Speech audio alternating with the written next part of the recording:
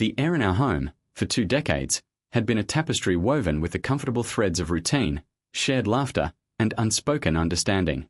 20 years. 2 decades. A lifetime, really, measured in the quiet moments that build a universe for 2 people. My universe, I believed, revolved around Sarah. She was the anchor, the North Star, the gentle current that guided my life's ship through calm waters and the occasional storm. Mark, that's me. And Sarah. We were a unit, an unbreakable equation, 2 halves of a whole that made perfect sense. Our house, a quaint 2-story nestled in a quiet suburban cul-de-sac, was more than just bricks and mortar. It was a repository of memories, each scratch on the hardwood floor, each faded stain on the kitchen counter, a testament to a life lived fully, together. The scent of her morning coffee, the way she hummed off-key while watering her beloved hydrangeas, the soft rustle of her turning pages late at night next to me in bed, these were the symphonies of my existence. I knew her, or so I thought, as intimately as I knew the back of my own hand. Every curve of her smile, every subtle shift in her hazel eyes, every inflection in her voice. I was fluent in Sarah. Our story began simply enough, a chance encounter at a mutual friend's barbecue.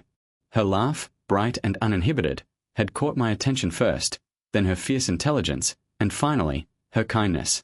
We fell in love with the easy grace of 2 rivers finding their confluence, merging into a single, stronger current.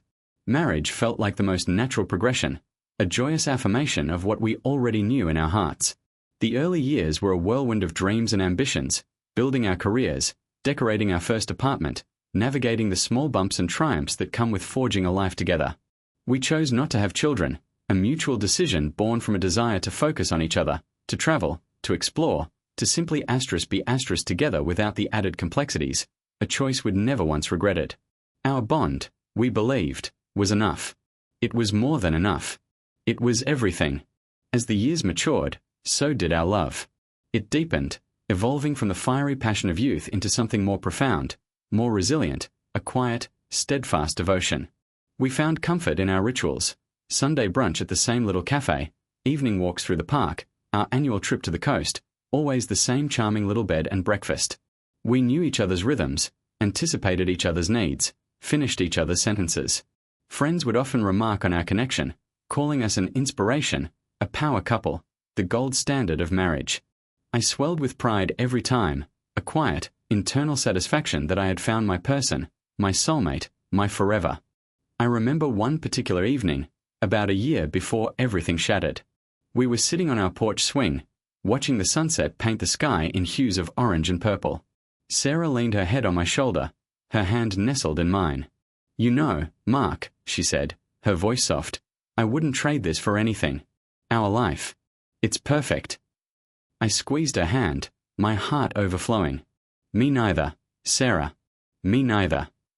Her words echoed in my mind, a sacred vow, a shared truth. How could I have been so blind?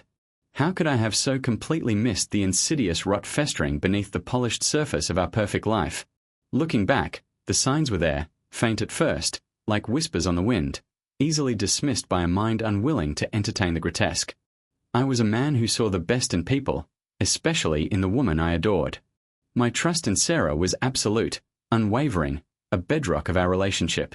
And that trust, that blind, unshakable faith, was precisely what made me vulnerable. It allowed the cracks to form, to widen, to become gaping chasms, without me ever truly seeing them. It started subtly, with changes in her routine. Sarah, who had always been meticulously punctual, began coming home later from her book club or yoga class. At first, it was an innocent 20 minutes, then half an hour, then an hour. When I inquired, she would offer a breezy explanation, traffic, a lively discussion, a spontaneous coffee with a friend. Her answers were always plausible, delivered with that same warm smile, that same reassuring gaze. And I, ever the trusting husband, accepted them without question. Why wouldn't I? This was Sarah. Then there was the phone. It became an extension of her, almost surgically attached. Once, her phone was just a tool, often left charging on the kitchen counter or forgotten on the bedside table. Now, it was always with her, clutched in her hand, tucked into her pocket, or placed face down on the table when we were together.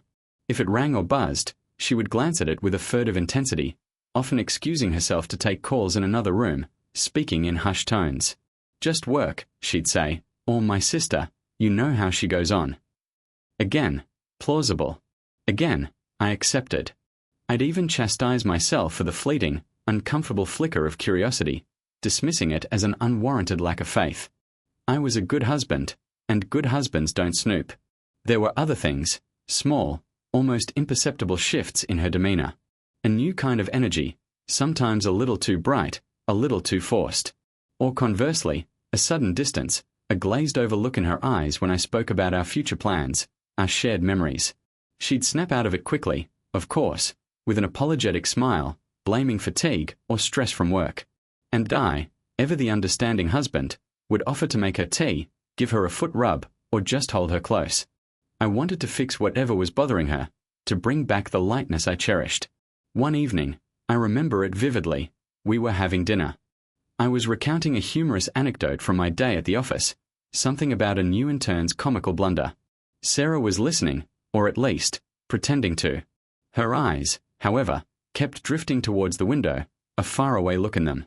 When I paused, expecting her usual gentle laugh, she merely offered a weak, distracted smile. That's nice, dear. My story had clearly not registered. A cold knot formed in my stomach, a fleeting pang of unease. It wasn't just a busy day, or stress. It was something else. But what? My mind, stubbornly loyal, refused to entertain the ugly possibilities. It chose to construct elaborate, innocent scenarios instead. Maybe she was planning a surprise for me, maybe she was worried about a friend, maybe she was just tired. My love for her was a shield, protecting me from a truth I wasn't ready to face. The financial anomalies started around the same time. Nothing drastic, nothing that screamed affair to a naive eye, but rather small, consistent drains. A few $100s here, a few hundred there, marked as miscellaneous expenses or shopping. Sarah had always been responsible with money, meticulous even. When I casually brought it up, she explained it away with a shrug. Oh, you know, just splurging a little. Retail therapy. Don't worry about it, Mark, I'm keeping track. Her tone was light, dismissive. And again, I let it go. It was a minor thing, easily explained. We had a joint account, always had. There was an implicit trust that neither of us would abuse it. That trust was now being exploited, silently, systematically, beneath my unsuspecting gaze. The growing unease was a subtle hum beneath the surface of my consciousness, a discordant note in the symphony of our life. It wasn't loud enough to demand immediate attention, but it was persistent. I started observing her more closely, not out of suspicion, but out of a vague, undefined worry. I noticed a new perfume, more exotic, less like her usual subtle floral scent. I commented on it. Oh, just a sample from a department store, she said, shrugging. Thought I'd try something new. Her explanation was perfectly plausible, yet something about it felt off. A tiny, almost imperceptible tremor in her voice. A slight avoidance of eye contact.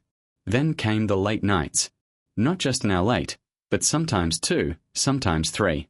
The explanations grew more elaborate. A work project that ran over, a friend needing support, a flat tire on her way home. Each excuse, individually, could be believed.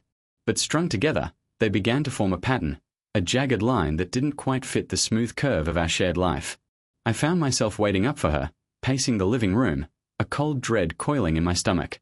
When she finally arrived, usually with a tired smile and a quick kiss, I would try to push away the intrusive thoughts, the ugly questions that dared to surface in the quiet corners of my mind. Is everything okay, Sarah? I'd ask, trying to keep my voice light, casual. Of course, darling. Just a tough week. And she'd pull me into a hug, her touch familiar, reassuring, and for a moment, the doubts would recede. But they never truly vanished. They lingered, like shadows at the periphery of my vision. I started to notice inconsistencies. A story she told about her day, slightly different from a previous recount. A detail about a colleague that didn't quite align with what she'd mentioned weeks before. These were microscopic discrepancies, easily overlooked, easily rationalized. But they accumulated, building a subtle pressure, a quiet disquiet that began to erode my peace of mind. One Tuesday evening, she told me she had a late meeting at work. I kissed her goodbye, told her to drive safe. I spent the evening doing chores, reading, and watching a documentary. Around 9 p.m., I decided to surprise her with her favorite takeout, figuring her meeting would be winding down. I drove to her office, a modern glass building downtown. The parking lot was mostly empty. Her car wasn't there. My heart gave a strange lurch. I checked the entrance, the lobby. Dark. Empty. Panic, cold and sharp, began to prickle at my skin. I called her phone. It went straight to voicemail. I drove home slowly, my mind racing, trying desperately to construct an innocent explanation. Maybe she left early? But why wouldn't she tell me? Maybe she carpooled? But she never carpooled. My rationalizations felt hollow, transparent. I called her again, and again, and again. Finally, around 11 p.m., she called me back. Her voice was breathy, apologetic. "Oh, Mark. I'm so sorry, my phone died. We ended up having dinner with some clients, and then I just totally lost track of time. I'm on my way home now, almost there." Relief, potent and overwhelming, washed over me. I felt foolish, ashamed of my momentary panic. "It's okay, honey," I said, trying to sound calm. "Just glad you're safe." But a tiny seed of doubt had been planted. It was a minuscule thing, barely noticeable, but it was there, buried deep. Her car wasn't at her office. She said she was with clients. Did they drive separately? Did she take a cab? Why wouldn't she have mentioned dinner plans earlier? My mind, once a fortress of trust, was now starting to develop hairline fractures. I told myself it was nothing, that I was overthinking, that I was being unfair to the woman I loved. Yet, the seed remained, slowly, almost imperceptibly, pushing roots into the fertile soil of my unconscious. The next few weeks were a slow, agonizing descent into suspicion. I started paying more attention to her phone. When she left it for a split second, I'd glance at it, trying to catch a glimpse of the screen. I felt utterly despicable, a stranger to myself. This wasn't me. I wasn't a snooper. But the gnawing uncertainty was becoming unbearable.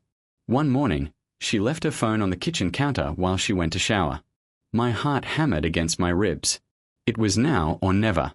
I picked it up, my hands trembling. It was locked. Of course. She had a passcode, a recent development I had dismissed as a general security measure. I put it back down, my stomach churning with self-loathing. I couldn't do it. I couldn't violate her privacy like that. But the seed of doubt had grown into a thorny bush, its tendrils wrapping around my thoughts, suffocating my peace. I began to notice her passwords for other things. Her laptop, her tablet. They were usually simple, predictable, often related to our anniversary or a pet's birthday. I tried our anniversary date. Nothing. I tried her mother's birthday.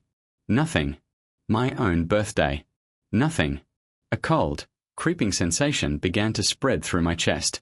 Why the sudden change? Why the increased secrecy? The turning point, the moment the dam of my denial finally burst, arrived on a Saturday afternoon.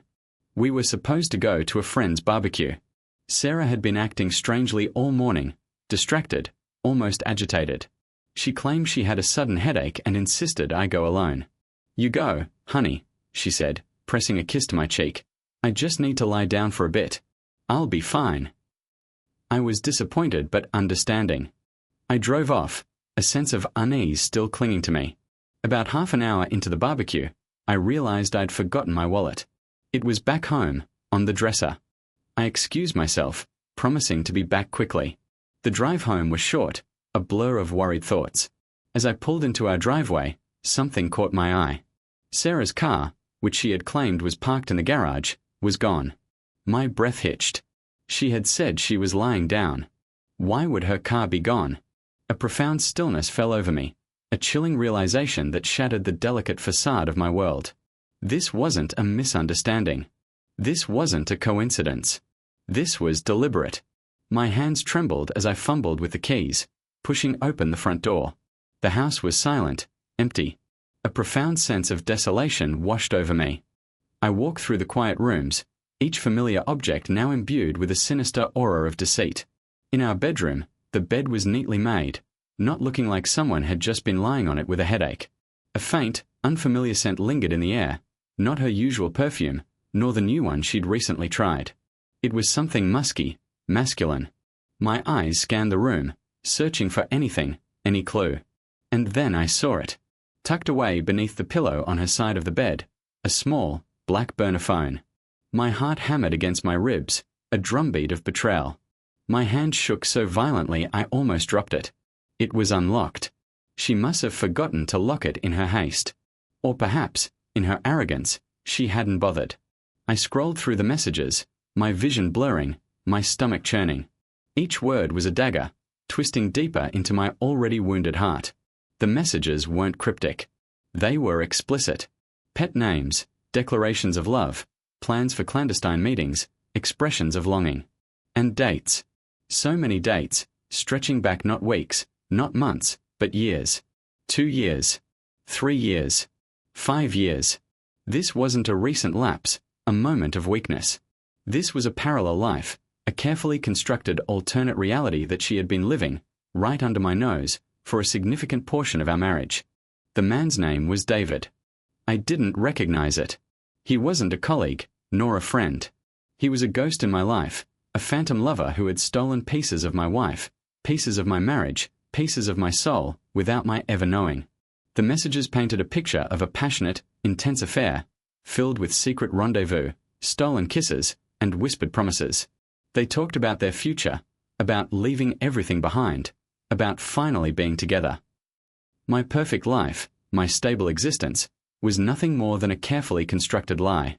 I sank onto the edge of the bed, the burner phone clutched in my hand, its cold metal a stark contrast to the burning inferno in my chest. 20 years. 2 decades of unwavering loyalty, of shared dreams, of profound love. All of it, a sham. A cruel, elaborate charade orchestrated by the woman I had cherished above all else. The pain was physical, a crushing weight that threatened to suffocate me.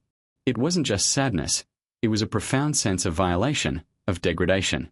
I felt like a fool, a pathetic, unsuspecting puppet in her twisted drama. I wanted to scream, to rage, to smash everything around me. But I couldn't. I was paralyzed by the sheer magnitude of the betrayal. My mind raced, trying to reconcile the Sarah in these messages with the Sarah I thought I knew, the woman who had shared my bed, my meals, my life, my secrets. They were 2 different people, polar opposites. One, a loving wife, the other, a deceitful stranger. And I had been living with the stranger, all this time. The thought of her touching him, laughing with him, whispering sweet nothings to him, while simultaneously coming home to me, pretending, lying, acting out the role of a devoted wife, it made bile rise in my throat. Every kiss, every hug, every I love you she had uttered to me in those years now felt poisoned, tainted by her duplicity.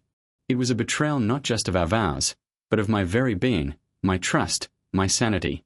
I continued to scroll through the messages, needing to inflict more pain on myself, needing to understand the full depth of her treachery. There were photos too, innocent at first, of David, then pictures of them together, laughing, holding hands. And then, intimate photos. My world tilted on its axis. The images seared themselves into my mind, burning away the last vestiges of my innocence, replacing them with a searing, visceral agony. This was not just an affair. This was a complete, immersive other life. A life where I was merely a convenient prop, a cover story, a means to an end. I don't know how long I sat there, numb, shattered, the burner phone a lead weight in my hand. Time ceased to exist. The only reality was the crushing weight of betrayal. When I finally stirred, it was with a chilling resolve. The initial shock gave way to a cold, hard anger. This couldn't stand. This asterisk wouldn't asterisk stand. My love had been absolute, my trust unwavering. And she had taken it, trampled it, and spit on it. Now, it was time for her to face the consequences. I carefully placed the burner phone back under the pillow, making sure it looked untouched. My hands were steady now, fueled by a new, dangerous clarity. I needed to act rationally, strategically. I needed to gather more evidence, to build an airtight case. This wasn't just about ending a marriage. This was about exposing a lie, about dismantling a carefully constructed deception, about seeking justice for the profound emotional violence she had inflicted upon me. I drove back to the barbecue, my mind a maelstrom of thoughts, but my face a carefully constructed mask of normalcy. I feigned a migraine myself, claiming my wallet was still missing, and made my excuses. I couldn't bear to be around people, to pretend, to smile, to engage in polite conversation when my entire world had just imploded. I needed to be alone, to process, to plan. The next few days were a blur of meticulous, covert investigation. I became a detective in my own home, a stranger to myself. I installed monitoring software on her main phone, the one she used openly, while she was showering. I discreetly placed a small tracking device on her car. I started keeping a detailed journal, documenting every late arrival, every suspicious phone call, every financial anomaly. I even hired a private investigator, a discreet man named Arthur, who specialized in marital infidelity. I felt a profound sense of shame doing all this, but it was overshadowed by a burning desire for the truth, for undeniable proof. I didn't want any room for doubt, any possibility for her to twist the narrative, to gaslight me. Arthur worked quickly and efficiently. Within a week, he confirmed my worst fears, and then some. Sarah wasn't just having an affair with David, she was essentially living a double life. David owned a small apartment across town, and Sarah spent several nights a week there, sometimes even entire weekends, claiming to be on retreats or girls' trips. Arthur provided photos, videos, time-stamped records of her movements. He even uncovered a shared bank account between Sarah and David, a significant amount of money flowing into it, money that I now realized had been siphoned from our joint savings, subtly over the years. This wasn't just infidelity, this was financial fraud. This was calculated, premeditated theft. The betrayal ran deeper than I could have ever imagined. The evidence piled up, a damning dossier of deceit. My heart, once broken, was now hardening, transforming into something cold and resolute. The pain was still there, a constant dull ache, but it was now accompanied by a fierce determination. She would not get away with this. Not with my money, not with my trust, and certainly not with my peace of mind. I chose a Friday evening for the confrontation. I wanted it to be in our home, the house that had been built on a foundation of lies. I wanted her to face me in the very space she had defiled. I had prepared myself mentally, steeling my emotions, pushing away the last vestiges of love and nostalgia. I was no longer the trusting husband. I was an adversary, armed with truth. She walked in around 6 p.m., cheerful as ever, humming a tune, carrying a grocery bag. "Hey, honey," she called out, "got your favorite pasta for dinner." Her voice, once music to my ears, now grated on my nerves.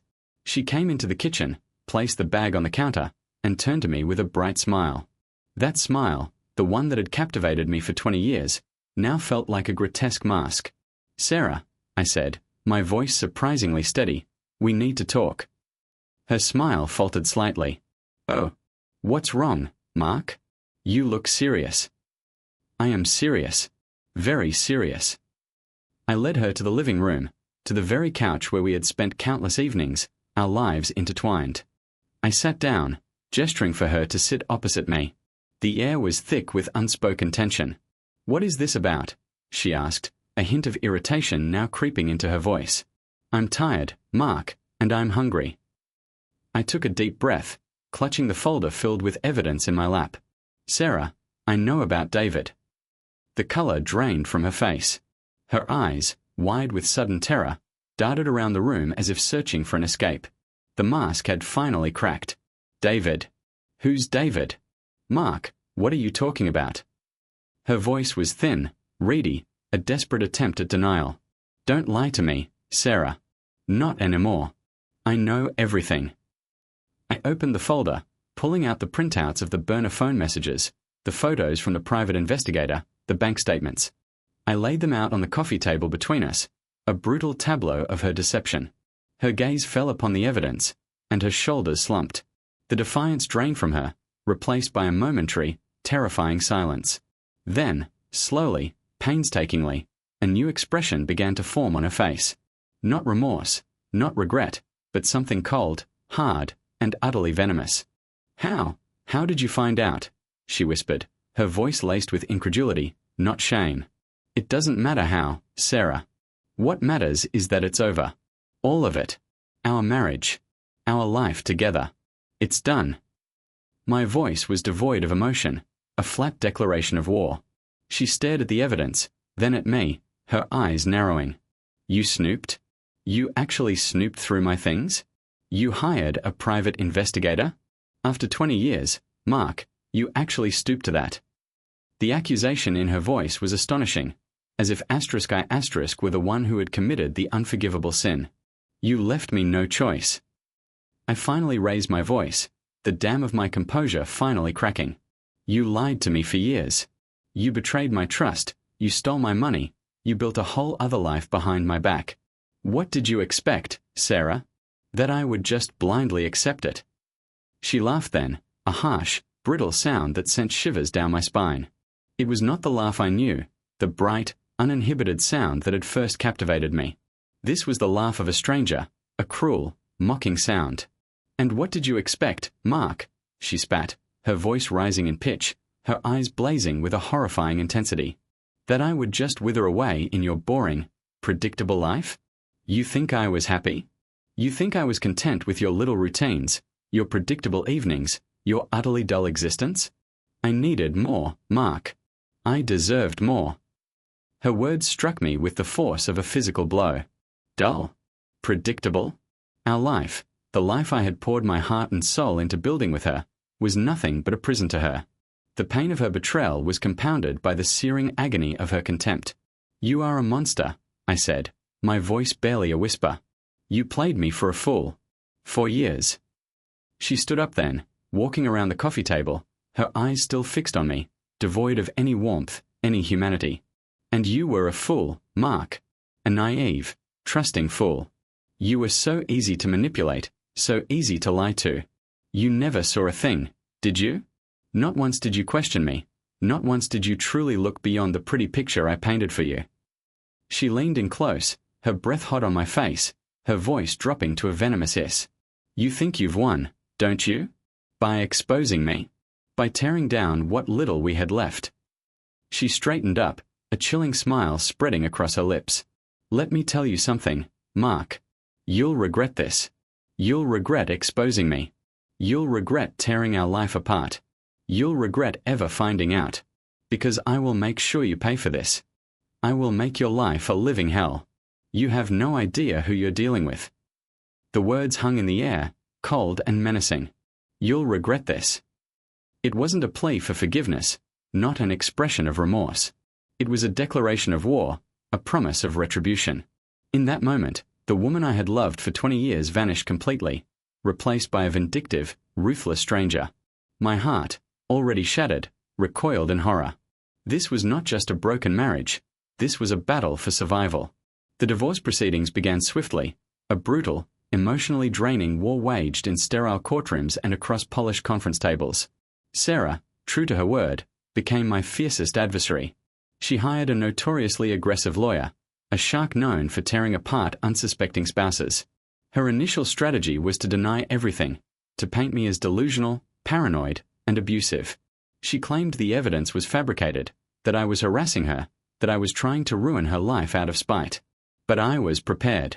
My lawyer, Mr. Henderson, a calm, methodical man with decades of experience, meticulously presented the undeniable proof, the burner phone records, the PI's detailed reports, the financial statements showing the siphoning of funds. The judge, a no-nonsense woman, quickly saw through Sarah's flimsy denials. The tide turned against her, and her lawyer was forced to shift tactics. Now, her strategy became one of attrition, dragging out every single detail, contesting every asset, trying to bleed me dry emotionally and financially. She demanded alimony, arguing that she had sacrificed her career for our marriage, despite the fact that she had a well-paying job. She tried to claim a larger share of our assets, including my pension and investments, arguing that she was entitled to them as a long-suffering wife. The court hearings were excruciating. Sarah would sit across from me, her face a mask of victimhood, occasionally shooting me glares of pure hatred. I saw the glint of triumph in her eyes when she thought she had scored a small victory, the frustration when Mr. Henderson expertly countered her lawyer's arguments.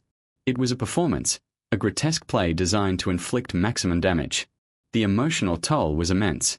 Sleep became a luxury, peace of mind a distant memory. I lost weight, my hair started to thin, and a constant tremor seemed to take root in my hands. Friends and family were divided. Some rallied around me, shocked and disgusted by Sarah's actions. Others, those who had only seen the polished facade of our marriage, struggled to believe it, whispering doubts about my accusations. Sarah, ever the manipulator, had carefully cultivated a network of sympathetic ears, spreading rumors, twisting facts, painting herself as the wrong party. One particularly nasty incident occurred during a mediation session. Sarah, in front of our lawyers and the mediator, burst into tears, claiming I had emotionally abused her for years, that I was controlling and cold, driving her into the arms of another man. She painted herself as a desperate, lonely woman seeking comfort. Her performance was Oscar-worthy. Even Mr. Henderson looked momentarily taken aback. But I held firm, my voice clear despite the rage bubbling inside me. Sarah, you orchestrated a sophisticated deception for years. You stole from me. You created a double life. Don't you dare try to turn this around and blame me for your choices. The mediator, a seasoned professional, saw through it. The session ended with no progress. The financial revelations were perhaps the most infuriating. Arthur, my PI, continued to dig, and his findings were damning. Not only had Sarah been siphoning funds into her shared account with David, but she had also been making a series of large, unexplained cash withdrawals from our joint account in the months leading up to my discovery. She had been systematically emptying our savings, planning her escape, preparing her new life with David, all while I was oblivious, still planning our next anniversary trip. Arthur also uncovered that David was not just some random lover. He was involved in some shady business dealings, small-time scams, and had a history of financial instability. Sarah, it seemed, wasn't just having an affair. She was complicit in David's schemes, or at the very least, enabling them with my money. This elevated the betrayal from a personal infidelity to a criminal act. My resolve hardened even further. This wasn't just about a divorce settlement anymore. This was about justice. This was about holding her accountable for every lie, every theft, every shattered piece of my life. The "you'll regret this" threat echoed in my mind, fueling my determination. She wanted me to regret finding out? I would make sure she regretted ever uttering those words. I instructed Mr. Henderson to pursue every legal avenue possible. We filed a formal complaint with the police regarding the financial fraud, presenting the meticulously gathered evidence. The police investigation began, slow and methodical. Sarah was questioned. David was questioned. The pressure mounted on them. The impact of the police investigation was almost immediate. David, a coward at heart, began to crack under the scrutiny. He was already facing other minor legal issues, and the last thing he needed was a fraud charge linked to Sarah. He started cooperating, albeit reluctantly, revealing details about Sarah's involvement in their financial schemes, confirming that she was not just a victim, but an active participant. He revealed how she had funneled money, forged documents, and used my identity for certain transactions. The depth of her depravity was truly staggering. This new evidence, from David himself, sealed Sarah's fate. Mr. Henderson brought it to the divorce court, demonstrating beyond a shadow of a doubt that Sarah had engaged in marital misconduct and financial malfeasance. The judge, previously inclined to split assets more or less evenly, now saw the full extent of Sarah's calculated deceit. Her claims of victimhood, her demands for alimony, crumbled under the weight of the undeniable truth. The final divorce decree was a resounding victory for me. Sarah was awarded a minimal settlement, barely enough to cover her legal fees. She was stripped of any claim to my pension or significant assets. Furthermore, she was ordered to repay the money she had stolen from our joint accounts, a sum that would effectively leave her destitute. The court also took into account the emotional distress and psychological damage she had inflicted, awarding me a significant sum in damages, a symbolic victory that acknowledged the profound violation of trust. But the legal consequences didn't end there. The police investigation, armed with David's testimony and the forensic accounting of our finances, moved forward. Sarah was formally charged with fraud and identity theft. The news spread like wildfire through our social circles. The whispers stopped. The doubts vanished. The truth, ugly and undeniable, was finally laid bare for everyone to see. Those who had doubted me, those who had listened to Sarah's carefully crafted lies, now saw her for what she truly was. The public humiliation was immense. Her professional reputation was in tatters. Her friends began to distance themselves, unwilling to be associated with a convicted fraudster. The day she was sentenced was a bleak, rainy afternoon. I sat in the courtroom, watching her, a hollow ache in my chest. She looked gaunt, her eyes devoid of the spark I once knew. David had already received a lighter sentence for cooperating. Sarah, however, received the full weight of the law, a significant prison term. As the judge delivered the verdict, her eyes met mine across the courtroom. There was no defiance now, no venom, just a deep, chilling despair. She had promised I would regret this. But as I watched her being led away in handcuffs, I felt no regret, only a profound, weary sense of justice. The aftermath was a long, arduous process of healing and rebuilding. The house, once a sanctuary, now felt tainted, haunted by the ghost of a life that never truly existed. I sold it, along with most of its contents, wanting a complete break from the past.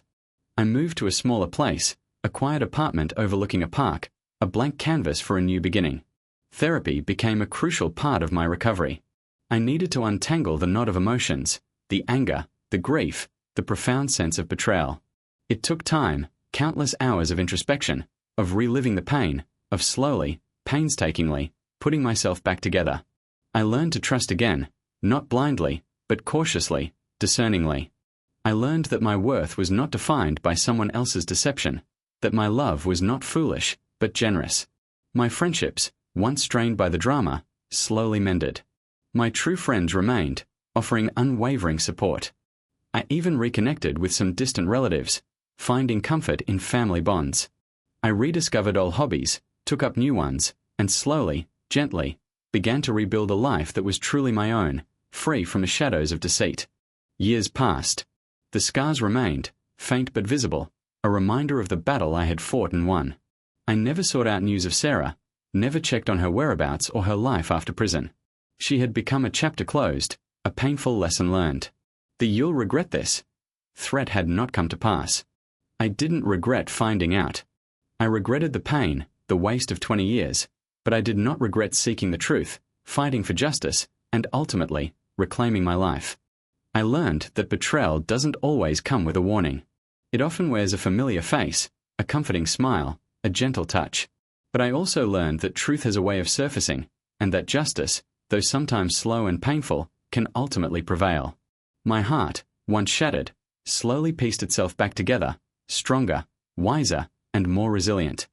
I was Mark, no longer the naive husband, but a man who had faced the deepest betrayal and emerged, not unscathed, but whole. If you've endured a similar journey, or found strength in this story of betrayal and resilience, please consider subscribing to the channel. Your support helps us share these crucial lessons. And if you have your own story, or just a thought to share, leave a comment below. We are building a community here, a place where truth finds its voice and justice its path. Thank you for listening.